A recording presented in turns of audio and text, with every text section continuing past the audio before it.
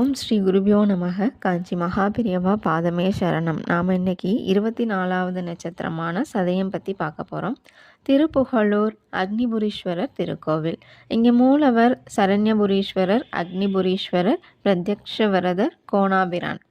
தாயார் கருத்தார் குழலி சூலிகாம்பாள்.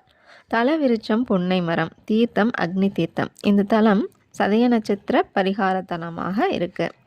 இந்த தலம் திருப்புகழூர் முருகநாயனார் அவதார தலமாகவும் இருக்கு. இவரது திருமடம் திருஞான சம்பந்தர், திருநாவுக்கரசர், திருத்தொண்டர், திருநீலநக்கர் முதலான நாயன்மார்கள் இவருடன் தொண்டர் கூலமாக இருந்து மகிழ்ந்த மடமாகவும் திகழ்கிறது. மேலும் இந்த தலம் சுந்தரமூர்த்தி நாயனாருக்கு இறைவனார் செங்கலை பொன் கல்லாக மாற்றிய தலம் என்பது சிறப்புக்குரிய ஒன்றாகும். இந்த தலத்தில் அக்னி பகவான் இறைவனை நோக்கி தவம் செய்து பேறு பெற்றிருக்கின்றார். அக்னி பூஜித்த தலமானதால் இந்த தலம் இறைவனுக்கு அக்னீஸ்வரர் என்ற திருநாமம் ஏற்பட்டது.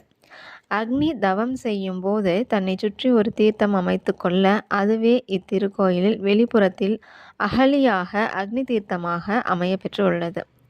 அப்பர் திருநாவுக்கரசர் தனது 81ஆம் வயதில் இந்த தலத்தில் உளவார பணி செய்தபோது இறைவன் சித்திரை சதய நட்சத்திர நாளில் அவருக்கு முக்தி கொடுத்ததால் இந்த தலம் சதய நட்சத்திர தலமாக விளங்குகிறது.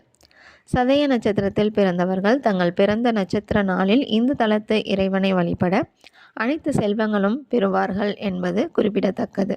ஹரஹர சங்கர, ஜெய ஜெய சங்கர.